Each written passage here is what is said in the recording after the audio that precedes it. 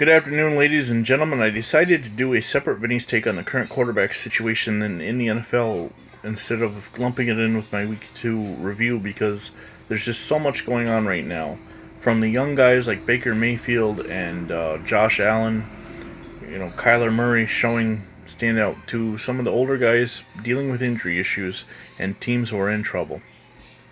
First, I want to talk about something that happened in Week 1, where the Jacksonville Jaguars signed all this money for Nick Foles, and he comes in the first game and gets hurt, and now they're starting Gardner Minshew. I don't know anything about this kid, other than he wore a shirt that was unbuttoned all the way down to the bottom button. I don't know, I didn't see the highlights of the game to see how well he did, but the Jaguars are putting their faith in a guy named Gardner Minshew, so who knows? I mean, stranger things have happened, but I don't remember hearing about him at all in college. The Pittsburgh Steelers. Their 16-year NFL veteran quarterback Ben Roethlisberger is out for the season, and now they have to turn to Landry Jones.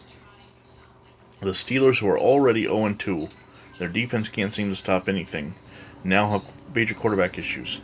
Does not bode well for trying to justify getting rid of such players as Le'Veon Bell, not paying him, or Antonio Brown. Now, Antonio Brown is doing other things to justify that one on his own, but the Steelers' entire offensive unit looks really suspect at this point.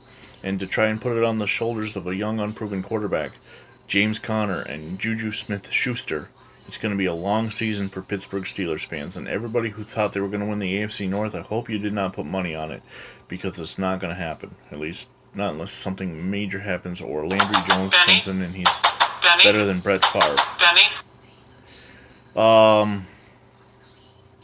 The injury front. Drew Brees of the New Orleans Saints is going to be out 6 weeks, and they're going to be turning to Teddy Bridgewater, who has not been a major starter since his injury about 3 preseasons ago. So he's either chomping at the bit, and let's see how much playing rust or dust has settled on his career. Hopefully he can rejuvenate it and get moving. But the big news today is Eli Manning. Now, I was in attendance on Sunday to watch him struggle against the Buffalo Bills, but his struggling wasn't all his fault. The lack of receivers, guys not running the right patterns, or him not being able to communicate with them. Plus, not to mention the fact that they got away from the running game, which let the Bills just concentrate on nothing but the pass. Eli Manning, and this is the thing about Giants quarterbacks that sometimes, or fans that sometimes just shocks me. Eli Manning has been the Giants quarterback for the better part of 16 years. He got screwed on his starting game streak. After Peyton Manning and Brett Favre retired, Eli Manning was the man with the longest going streak.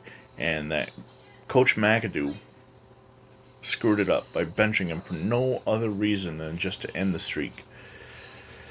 Yeah, sure, the Giants haven't been good for a couple years, but that was unfair what happened to Eli Manning. It's not like he's the reason why they're struggling. The other thing that bothers me about the way with Eli Manning and the fans is that the fans are so easily ready to move on and accept somebody new.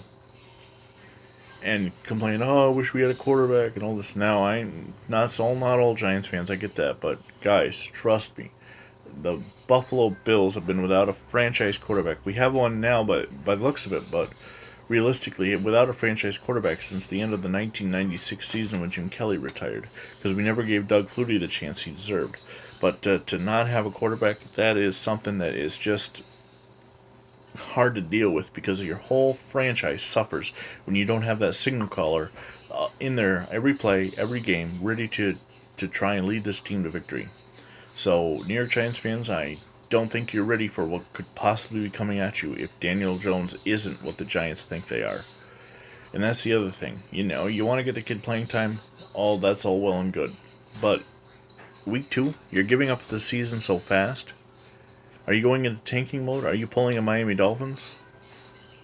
Or do you really think you've got something that Daniel Jones can do that Eli Manning can't? Because in my opinion, Eli Manning is not the problem with the New York Giants.